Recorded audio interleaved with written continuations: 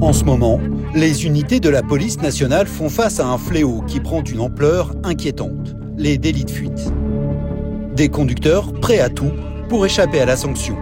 Exemple cette nuit-là. Ah, 2 feux rouges. Attention, il va se casser, il va se casser. Arrête-toi, dépêche-toi. Grenoble, en Isère.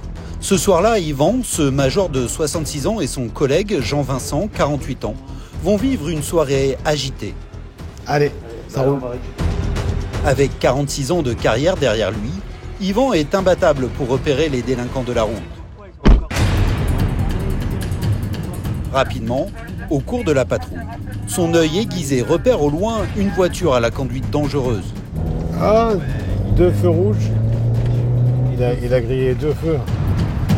Les policiers le rattrapent rapidement. Mais l'homme fait mine de ne pas les voir et tente d'entrer dans cette résidence, l'air de rien. Mais pour la discrétion, c'est raté. Oh oui, il s'est pris le portail. Attention, il va se casser, il va se casser.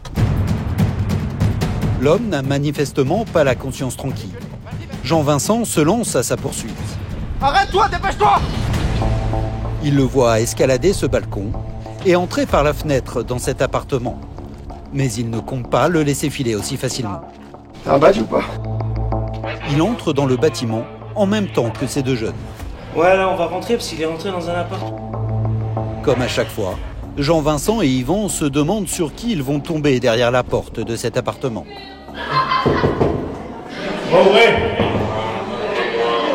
Bonjour. Bonjour. C'est une femme qui leur ouvre. Le monsieur qui est rentré, il est où là, s'il vous plaît? Le monsieur qui est rentré là, il est où? Je dis pas qu'il y a personne qui est rentré parce qu'on l'a vu rentrer chez vous. Par où? Par le balcon. Alors dites pas qu'il y a personne qui est rentré. Maintenant, on va jouer franc jeu, hein. Soit il vient, il assume. Se sachant sans doute démasqué, l'homme finit par se montrer. Vous avez vos papiers d'identité sur vous? J'ai dans le camion. Alors pourquoi a-t-il pris la fuite et embouti ce portail? Avant même que les policiers l'interrogent, il donne l'explication. J'ai parti parce que j'avais plus le permis. Ah bah voilà. Le pire, c'est que si cet homme n'avait pas grillé 2 feux rouges sous leurs yeux, les policiers ne l'auraient sans doute pas repéré. Tu sais, quand on veut pas se faire contrôler par la police, on grille pas les feux. Hein.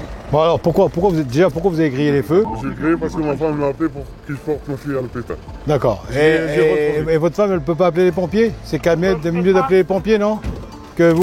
Voilà, j'étais pas loin, j'étais là, dans le bar. Ouais, vous étiez au bar en plus. À côté. D'accord. Et vous avez plus de permis et vous partez en voiture au bar? Non, c'est pas ça. Comment ça, c'est pas ça? Mais si. En fait, distance, c'est pas loin. Non, mais c'est pas une question de distance ou pas, vous avez plus de permis. La preuve, une nouvelle fois, que conduire sans permis est devenu banal. En France, 800 000 personnes prendraient chaque jour le volant sans le précieux sésame. Donc on va continuer nos investigations pour savoir s'il est sous l'alcool, sous l'effet de l'alcool ou des stupes. On va ramener à l'hôtel. Direction le commissariat. Yvan et Jean-Vincent veulent vérifier si l'homme n'a pas autre chose à cacher. Sur le chemin, Yvan en profite pour lui faire une leçon de morale et lui faire prendre conscience des risques qu'il a pris. Et franchement, j'ai peur. Surtout parce que j'avais pas de permis, je vais cacher chez moi en fait.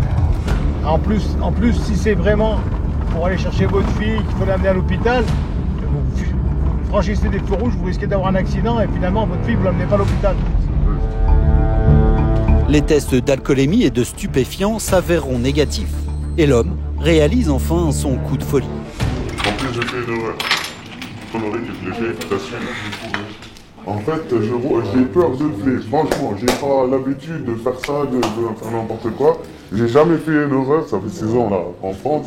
Et voilà, quand j'ai vu la voiture à la garée derrière moi, j'étais choqué.